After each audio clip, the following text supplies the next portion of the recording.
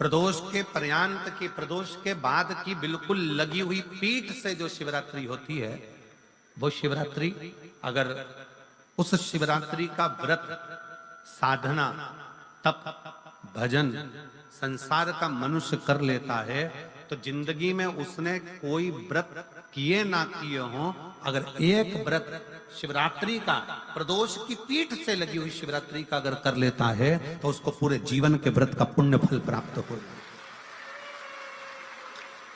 एक व्रत शिवरात्रि का प्रदोष पर्यंत की, अर्थात प्रदोष की पीठ से जुड़ी हुई। अब अगर आप कोई ब्राह्मण से, अगर कोई विद्वज्जन से, कोई पंडित जी से आप पूछेंगे प्रदोष कितनी बजे लग रहा है, वो बताएंगे। फिर प्रदोष लगने के बाद प्रदोष कब समाप्त हो रहा है, तो की पीठ मिल रही। शिवरात्रि के व्रत की इतनी मूलता है। पर एक निवेदन है, अगर कोई बुजुर्ग है, कोई बीमार है, कोई बूढ़ा व्यक्ति है, बहुत बीमार है, तो उसको निवेदन है आप व्रत ये नहीं कि 24 घंटे का करो, आप व्रत 2 घंटे का कर लो, 1.5 घंटे का कर लो, 1 घंटे का कर लो, 15 मिनट का करो। पर निवेदन है कि जो बीमार व्यक्ति है वो आधे घंटे, 1 घंटा, 2 घंटा, 6 घंटा, 15 मिनट पर शंकर की शिवरात्रि का व्रत ये विचार कर करना, बहू बेटा नाते रिश्ते सबको कह देना। कोई बीमार व्यक्ति है ना, वो भी कह दे कि देख बेटा मेरा व्रत है। तो घर के लोग कहेंगे पापा आपकी तबीयत खराब, मम्मी आपकी तबीयत खराब, दादी आपकी तबीयत खराब, आप व्रत कैसे कर रही हो, बच्चे की बच्चा कैसे व्रत कर रहा है, तो कह देना मेरा 2 घंटे का व्रत है, 2 घंटे मैं बाबा का नाम लेकर, जल चढ़ाकर, जल का आचमन कर कर मेरे बाबा की भक्ति कर लो 2 घंटे की, मेरा व्रत पूर्ण हो जाएगा। मैं व्रत कर रहा हूं, आधी में पुनी। तुलसी बाबा कहते हैं थोड़े में बहुत होता है। आपके व्रत, अगर कोई बीमार है उसके लिए, अगर कोई कष्ट है शरीर में उसके लिए ऐसा व्रत है, बाकी के सभी के लिए तो वही व्रत शिवरात्रि का पूर्ण व्रत है जिसमें भगवान शंकर की विरल भक्ति को हम प्राप्त करें। शिव महापुराण की कथा कर रहे हैं। 3 स्थान का स्पर्श रोग का निवारण कर देता है। 3 जगह पर चढ़ाया गया अक्षत हमारे मन को एकाग्रित कर कर और हमें अपनी मंजिल तक पहुंचा देता है।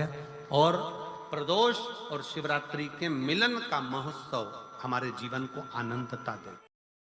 12 महीने शिवरात्रि आती है, जिसको 12 मासिक शिवरात्रि कहते हैं।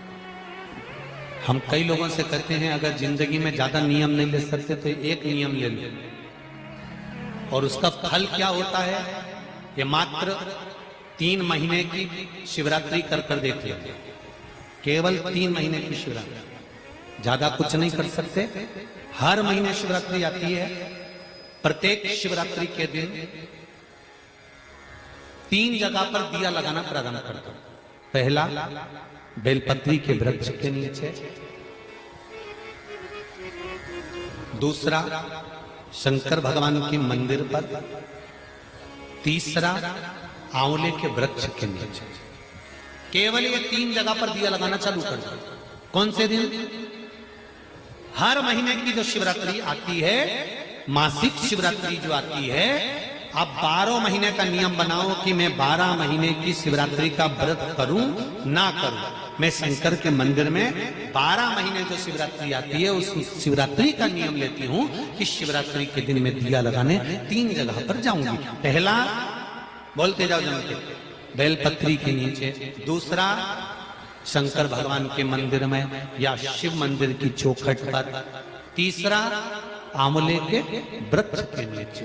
ये 3 जगह पर आप प्रणाम कर कर, झोली पसार कर बाबा देवाधिदेव महादेव, माता लक्ष्मी और पार्वती के नाम से दिया लगाना प्रारंभ कर दीजिए।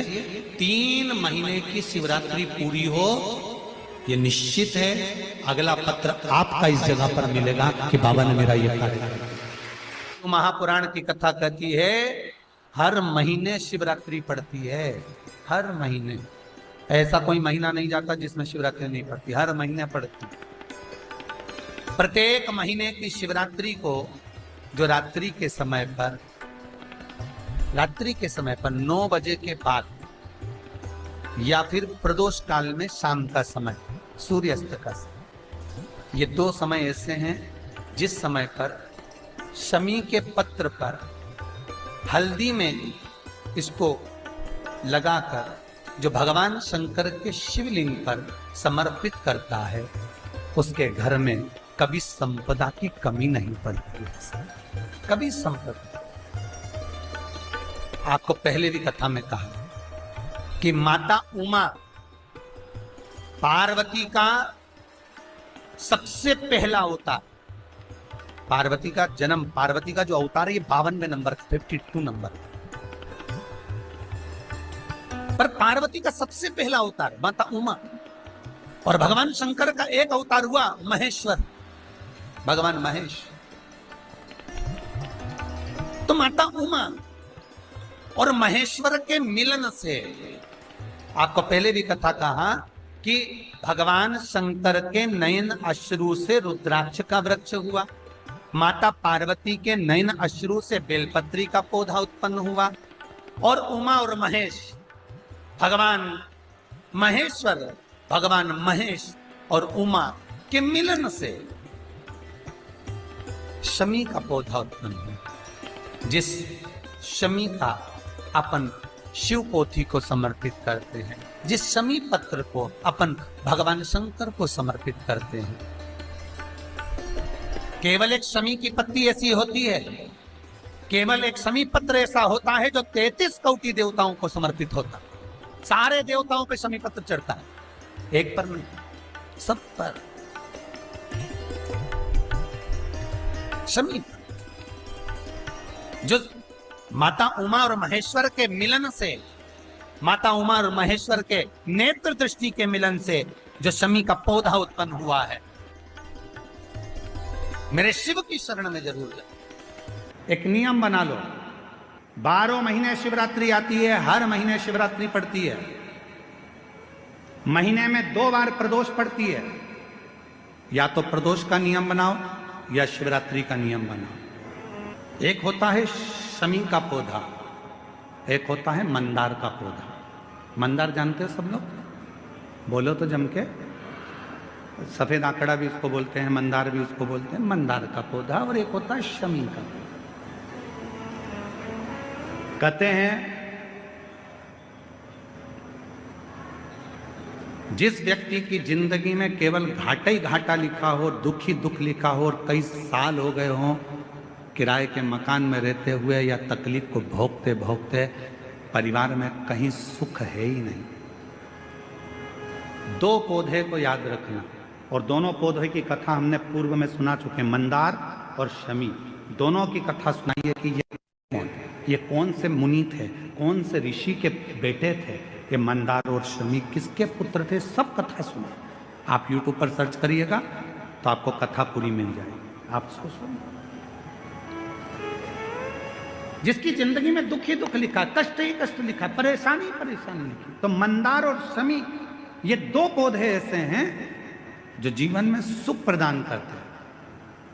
एक काम करना चालू करो, थोड़ी सी मिट्टी शमी के पेड़ के नीचे की और थोड़ी सी मिट्टी मंदार के पौधे के नीचे की, दोनों को लाओ, अच्छा मिलाकर उसका एक शिवलिंग का निर्माण करो, और उस शिवलिंग का पूजन प्रदोष काल में शाम के समय शिवलिंग के सामने 2 घी के दिए जलाकर, जैसी घर में पूजन करते हो वैसी की वैसी पूजन करो, आरती करो, थोड़ा सा भोग लगाकर निवेदन कर उस शिवलिंग का बाद में विसर्जन करो। 5 या 7 प्रदोष कर लो या 5 या 7 शिवरात्रि कर लो। आपको किसी के आगे हाथ नहीं फैलाना पड़ेगा। मेरा देव अधिदेव महादेव स्वयं भंडार भरना प्रारंभ कर दे, स्वयं शिव भंडार भरेगा। मंदार और शमी के वृक्ष के नीचे का वो फल होता है जो सुख देगा, जो सुख देगा।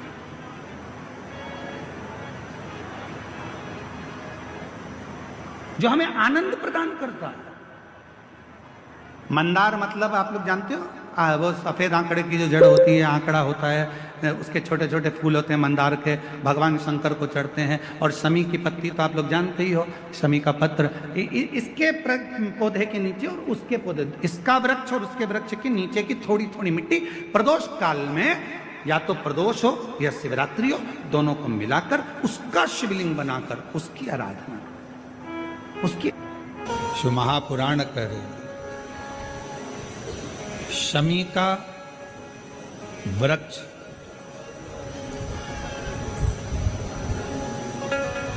हमारे शरीर में जो रोग होता है उस रोग के जितने भी तत्व होते हैं उनको शमी का वृक्ष खींचता।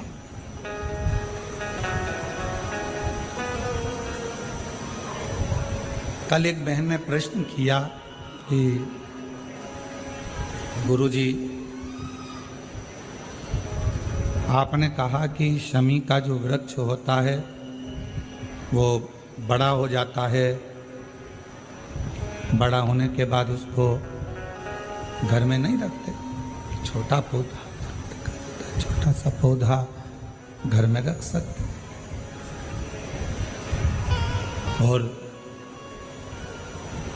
वो छोटा सा जो पौधा है उसको तो हम घर में रख सकते हैं, पर वृक्ष शमी का वृक्ष जितना बड़ा होता चले जाता है तो उसको घर से अपन रखते नहीं, उसको फिर कहीं बगीचे में या कहीं एकांत में या जहाँ उसकी ज़रूरत है वहाँ उसको लगा दिया जाए। गणेश पुराण में एक बात आती है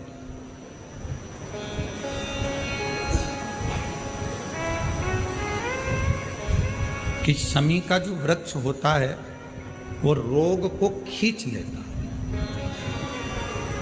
बीमारी को खींचता, तकलीफों को खींचता, दुख को खींचता, शरीर के रोगों को वो खींच लेता। तो शिव महापुराण की कथा में और गणेश पुराण की कथा से एक बात सीखने को मिलती है कि पौधा छोटा रहेगा तो आप उसका पूजन भी कर सकोगे, पत्ते भी ले सकोगे, शिवजी पे भी समर्पित कर सकोगे, और घर के अंदर यदि कोई तकलीफ में है, कष्ट में है, तो उसके दुख को भी वो खींच ले, उसके कष्ट को भी वो खींच ले, उसके कष्ट को, उसके दुख को खींच लेता है, उसके कष्ट को, उसके दुख को वो खींच लेता है। पर जैसे ही शमी का पौधा बड़ा हुआ, शमी का वृक्ष बड़ा हुआ और उस वृक्ष के इर्द गिर्द से अगर निकल कर जा रहा है, शमी के उस वृक्ष के आसपास से इर्द गिर्द से अगर कोई निकल कर जा रहा है तो उसके भी रोग को वो खींचता, उसके भी रोग को वो खींचता। तो हमारे यहाँ सनातन धर्म में सर्व जगत के हित की बात कही जाती है कि शमी का जब पौधा बड़ा हो जाए, शमी का वृक्ष जब बड़ा हो जाए, शमी का पौधा जब बड़ा हो गया तो उसे कहीं अच्छी जगह पर लगा दिया जाए जिससे सर्व जगत के दुखों को वो खींचता रहे, सबके रोगों को वो खींचता रहे, समाप्त करता रहे, सबके रोगों को वो खींचता रहे, समाप्त करता रहे, सर्व जगत के हित। छोटा है पौधा अपने नजदीक। शिव महापुराण में 5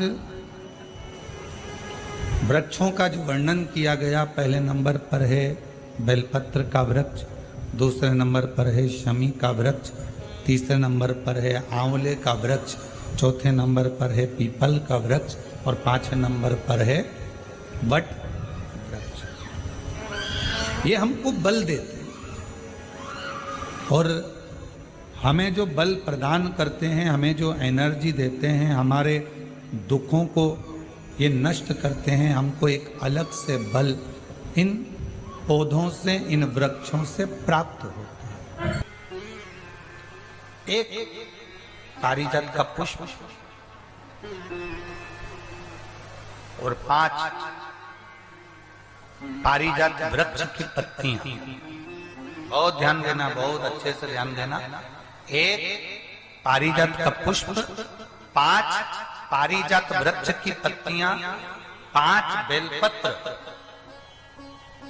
जितने लोग आस्था पर देख रहे हैं, टीवी पर देख रहे हैं, यूट्यूब फेसबुक पर देख रहे हैं, वो थोड़ा सावधानी से, 5 बेलपत्र, 5 पारिजात वृक्ष की पत्तियां, 1 पारिजात का पुष्प। प्रयास करा करो कि प्रत्येक प्रदोष पर या प्रत्येक शिवरात्रि पर उसको समर्पित किया जाए। प्रयास, बेलपत्री भी उठा कर ले आना, पारिजात की पत्तियां भी लेकर आ जाना, और पारिजात का जो पुष्प है वो भी लेकर जाना।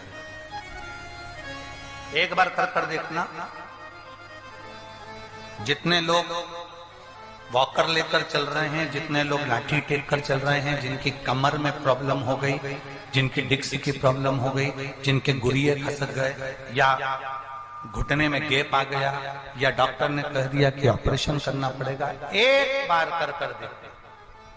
5 बेलपत्र, 5 पारिजात की पत्तियां, 1 पुष्प पारिजात का, किसी भी शिवरात्रि पर, हर महीने शिवरात्रि आती है, किसी भी शिवरात्रि पर बाबा को समर्पित करिए।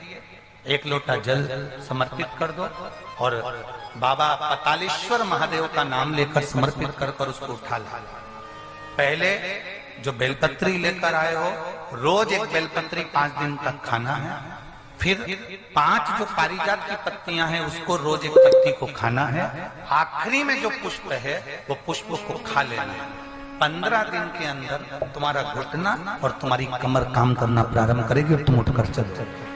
पारिजात का पुष्प बड़ी आनंदता देता है, बड़ी आनंद। एक पत्र है, उर्वशी अप्सरा आई, और वो उर्वशी अप्सरा क्या लेकर आई साथ में? जम के बोलो जरा जल्दी से। पारिजात के पुष्प।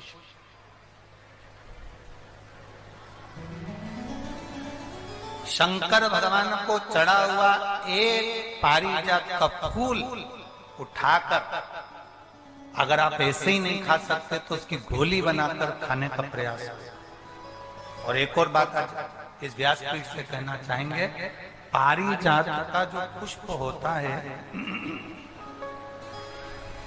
पारिजात का जो फूल होता है, उस पुष्प के नीचे जो एक केसरिया कलर की डंडी होती है, करें दर्शन आप लोगों ने? अरे बोलो तो जम करें ना। तो जो पुष्प होता है, उस पुष्प के नीचे एक केसरिया कलर की डंडी होती है, केसरिया कलर। अगर बाबा की कृपा आप पर हो जाए और कहीं से पारिजात के थोड़े बहुत फूल आपके पास में एकत्रित हो जाए, और मान लो वो पुष्प तुमने शंकर जी को नहीं चढ़ाए हैं, और उसके नीचे की जो डंडी है उसको तोड़कर तुमने सुखा लिया, सुखाने के बाद उसको पीस लिया, पीस कर उसको अपने डब्बी में रख लिया। जब भी भगवान शंकर के मंदिर में जाएं और उसका अगर आप शंकर भगवान को केसर तिलक लगाना प्रारंभ करें तो मनोकामना शीघ्र पूर्ण हो। पारिजात के पुष्प का इतना वर्णन है, और कोई कहे कि गुरुजी आप ये पारिजात के वृक्ष का जो वर्णन कर रहे हो, आप जो ये पारिजात के वृक्ष का वर्णन कर रहे हो, तो हमारा निवेदन है कि इसको हमने हरिवंश पुराण में से लिया।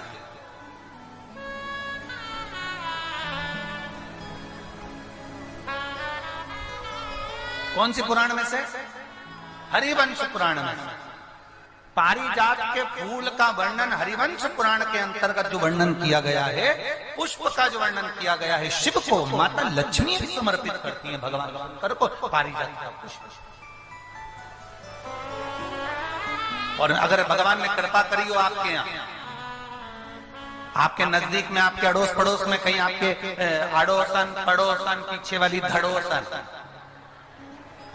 अगर किसी के यहाँ पर अगर पारिजात का कोई पौधा हो, पारिजात का अगर कोई वृक्ष हो, तो प्रयास करना, एक पारिजात की पत्ती को अगर अशोक सुंदरी वाली जगह पे चढ़ाकर, आपके घुटने में तकलीफ है, कमर में तकलीफ है, आप नहीं चल पा रहे हो, नीचे नहीं बैठ पा रहे हो, तो कम से कम 1 महीना लगातार पारिजात की पत्ती को शंकर पर चढ़ा हुआ, वो पारिजात की पत्ती को मलकर भले पानी से निकलो, चाहे तुम चबा कर निकलो, उसको रोज सुबह के समय अगर खाना प्रारंभ करोगे, 8 दिन 10 दिन के अंदर तुम्हारा पांव काम करना चालू करेगा और तुम चलोगे, ये निश्चित है।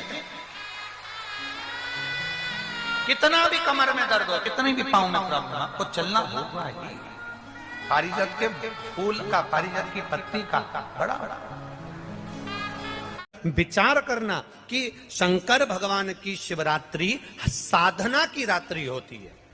शंकर भगवान की शिवरात्रि एक आराधना की रात्रि होती है। हमने पहले भी कथाओं में कहा, हर महीने शिवरात्रि आती है, प्रत्येक महीने शिवरात्रि पड़ती है, और प्रत्येक महीने की शिवरात्रि पर अगर आपसे बन सके, आप दुनिया में अगर आपके पास में लोग कहें कि ये बहुत गरीब व्यक्ति है, बहुत साधारण व्यक्ति है, इसके पास धन नहीं है, वैभव नहीं है, सत्ता नहीं है, इसके पास खुद का मकान नहीं है, इसके पास खुद की प्रॉपर्टी नहीं है, इसके पास खुद की दुकान नहीं है, दूसरे के यहाँ काम करता है, इसके पास कुछ भी नहीं है, हम उनसे कहेंगे 12 महीने शिवरात्रि आती है, 5 जगह पर चढ़ाई हुई बेलपत्र, आप 1 वर्ष 12 शिवरात्रि का एक नियम ले लो, 5 जगह पर बेलपत्र समर्पित करना सीख जाओ। 1 बेलपत्र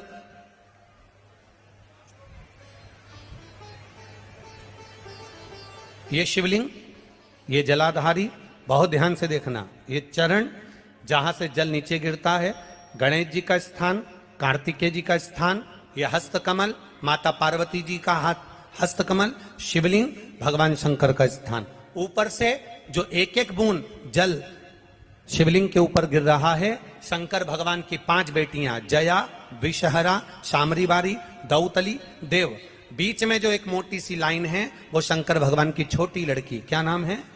अशोक सुंदरी। ये पूरे शिवलिंग का वर्णन। 5 जगह पर बेलपत्र, 5 स्थान पर बेलपत्र, 12 महीने की शिवरात्रि। आप दूसरे के यहाँ काम कर रहे हो, नहीं है नौकरी, नहीं है काम, दूसरे के मकान में रह रहे हो, खुद का मकान भी नहीं, खुद का प्लाट भी नहीं, खुद की प्रॉपर्टी भी नहीं, बहुत संघर्ष की जिंदगी जी रहे हो, ठेला धका रहे, लॉरी चला रहे, गाड़ी चला रहे, ऑटो चला रहे, अपने लिए करने का प्रयास करना। घर में जितने सदस्य हैं, 12 महीने शिवरात्रि आती है, 1 बेलपत्र अशोक सुंदरी वाली जगह पर, डंडी का मुंह नीचे की ओर, दूसरी बेलपत्र माता पार्वती जी के हस्त कमल पर। ये 2 पत्ती जो होती है, इस पत्ती के 2 भाग शिवलिंग के बीच में हो। तीसरी बेलपत्र भगवान शंकर के शिवलिंग पर, डंडी का भाग आपके विपरीत दिशा में हो, विपरीत दिशा। चौथी बेलपत्र भगवान शंकर का जहां से जल बहकर जाता है, जमीन पर जो जल बहता है, जमीन पे से जो जल बहकर जाता है, चौथी बेलपत्र उस जमीन के जल पर जहां से वो पानी बहकर जा रहा है, पूरे शिवलिंग को छोड़कर जहां से पानी जमीन पर बहकर जा रहा है उस स्थान पर। और 5वीं बेलपत्र नंदी का जो पांव ऊपर उठा हुआ है, उस पांव के पास में 5वीं बेलपत्र समर्पित करना। 1 शिवरात्रि से लेकर 12 शिवरात्रि जो 1 वर्ष तक कर लेता है, 1 वर्ष अपनी कड़ी मेहनत के साथ में मेहनत पूरी करना। और ये 5 बेलपत्र हर महीने जो शिवरात्रि आती है उस पे समर्पित करना प्रारंभ कर दीजिए और मेहनत करना प्रारंभ कर दीजिए। आपको आपके कर्म का फल मिलेगा। साल भर के अंदर आप अच्छे बनकर बैठ सकते हैं। एक धतूरा, धतूरा जानते हो? अरे बोलो तो जम के, जानते हो ना? 1 बेलपत्र, 1 धतूरा, 1 शमीपत्र। शमीपत्र कितना? 1 बेलपत्र, 1 धतूरा, 1 शमीपत्र और 1 सफेद पुष्प, केवल 1 सफेद पुष्प। 1 आखा चावल का दाना। आखा का मतलब जानते हो? मतलब पूरा सेगा चावल का दाना। 1 चावल का दाना, 1 सफेद पुष्प, 1 धतूरा, 1 बेलपत्र, ये सब हाथ में लेकर, अगर तुमको ऐसा लगता है कि आपको ऐसा महसूस होता है कि मेरी सारी राहें बंद पड़ी हुई है, और मैं जिस काम में हाथ डालता हूँ वो काम आज होता ही नहीं, दिन लग जाते हैं। जब दुनिया के लोगों के पास में सुख आ जाता है तब भगवान मुझे सुख देता है, जब दुनिया का भला हो जाता है तब मेरा भला होता है। भगवान मेरी सुनता नहीं, सब राहें बंद है मेरी, कोई रास्ता सूझ ही नहीं रहा। अगर मैं फसल लेने की सोचता हूं तो फसल नहीं आती, काम करने की सोचता हूं तो काम नहीं होता। कुछ ना कुछ टेंशन मेरी जिंदगी में है। तो कभी मौका मिल जाए जिस दिन तुम्हारे हाथ में ये सभी चीजें हों, बेलपत्र, धतूरा, पुष्प, शमी पत्र, चावल का एक दाना, ये सब तुम्हारे हाथ में हो, और शिवरात्रि का दिन हो, 12 महीने कोई सी भी शिवरात्रि का दिन हो, उसी शिवरात्रि के दिन जिस दिन आप दोपहर में मंदिर चले जाएं या शाम को जाएं या सुबह जाएं, कभी भी, पर शिवरात्रि के दिन अपने हृदय में ध्यान कर कर और त्रिपुरारी नाम का स्मरण कर कर, कौन सा नाम? त्रिपुरारी नाम का स्मरण कर कर भगवान शिव से अपने मन की बात कहकर, भोला सब दुख काटो, त्रिपुरारी नाम का स्मरण कर कर हाथ में लेकर भगवान शिव के शिवलिंग पर अगर हम समर्पित कर देते हैं तो ये निश्चितता है राहें अपने आप खुलना प्रारंभ हो जाती है और कार्य में सफलता। त्रिपुरारी नाम सुख देने वाला। शिवरात्रि का प्रसंग कहता है, अपने मन की अभिलाषा रखकर तुम्हें जो चाहिए, एक काली मिर्ची और तिल्ली के, काली तिल्ली के 7 दाने, एक काली मिर्ची और तिल्ली के, काली तिल्ली के कितने दाने? 7 दाने हथेली में रखकर अपनी कामना कर कर मन से अपने मन के बात को कहकर शंकर भगवान के शिवलिंग पर चढ़ा दीजिए। आपकी मनोकामना, कहते हैं हर महीने शिवरात्रि आती है, इस शिवरात्रि पर, मुख्य शिवरात्रि पर चढ़ाओगे, अगले महीने की जब शिवरात्रि आएगी तो आपकी मनोकामना पूरी हो जाएगी। एक काली मिर्ची और 7 काली तिल्ली के दाने, मात्र 7। महाराज, जिसके घर में क्लेश रहता हो, बहुत ज्यादा लड़ाई झगड़े हो रहे हैं, सास बहू के झगड़े, ना बहू कुछ सुनने को तैयार ना सास सुनने को तैयार, और घर में बेचारे पुरुषों की आफत, यहाँ भाई भाई झगड़ रहे हो, सास बहुएं झगड़ रही हो, कुछ मत करिए। गेहूं की बाली को तोड़ो, गेहूं की बाली जानते हो ना, जिसमें आप लोग तो गेहूं की बाली को तोड़ना है, और बाली 7 बाली तोड़कर अपने घर में घुमाकर अपने घर का नाम और गोत्र बोलकर उसको शंकर को समर्पित कर दीजिए। जिंदगी में कभी सास बहू का झगड़ा नहीं होगा महाराज। शिवरात्रि के दिन उसको समर्पित करिए, आपके घर में कभी क्लेश नहीं मच सकता। 12 महीने शिवरात्रि आती है, और शिवरात्रि के दिन रात्रि को 12 बजे शंकर भगवान पर एक धतूरा चढ़ा दो। क्या चढ़ाना है? जम के बोलिए जरा, धतूरा। ये शंकर भगवान को धतूरा चढ़ा दो। 12 बजे रात्रि को शिव जी पे धतूरा चढ़ाओ, आधे घंटे तक धतूरा चढ़े रहने दो, और आप श्री शिवाय नमस्तुभ्यम का जाप करो। जिस शंकर जी पे धतूरा चढ़ाए उस मंदिर के बाहर बैठकर कौन सा मंत्र जपना है? श्री शिवाय नमस्तुभ्यम। फिर से बोलो, श्री शिवाय नमस्तुभ्यम। धतूरा चढ़ाकर श्री शिवाय नमस्तुभ्यम का स्मरण करिए। और जो दुकान नहीं चलती हो, घर में लक्ष्मी नहीं टिकती हो, खेत में फसल अच्छी नहीं आती हो, संपदा नहीं आ रही हो, बस उस धतूरे को लाल वस्त्र में बांधकर अपनी दुकान में, अपने व्यापार में, अपने घर में रात को 12:30 बजे उठाकर लाओ, और 4 बजे के पहले उसको अपनी दुकान, व्यापार, व्यवसाय में उसको बांध दीजिए। और अगर जो जमीन फसल सही नहीं दे रही हो, उस जमीन में ले जाकर गाड़ दीजिए। आपको जीवन में कभी तकलीफ नहीं भोगना पड़ेगी, लक्ष्मी बढ़ती चली जाएगी महाराज, संपदा बढ़ेगी। जो व्यक्ति ज्यादा बीमार रहता हो, बहुत बीमारी उसको घेरे रहती हो, परेशान रह रहा हो, बीमारी बनी हुई है, तो बोर चढ़ाइए। बेर, क्या बोलते हैं यहाँ पर? बेर की बोर, वो खाने वाला बेर जो होता है, उस बेर को 7 बेर ले लो, और 7 बेर को लेकर अपने ऊपर से घुमाकर शिवरात्रि की दोपहर के 12 बजे शंकर भगवान के शिवलिंग पर ले जाकर उस बेर को चढ़ा दीजिए। आपका रोग, आपकी बीमारी मात्र 3 महीने के अंदर समाप्त हो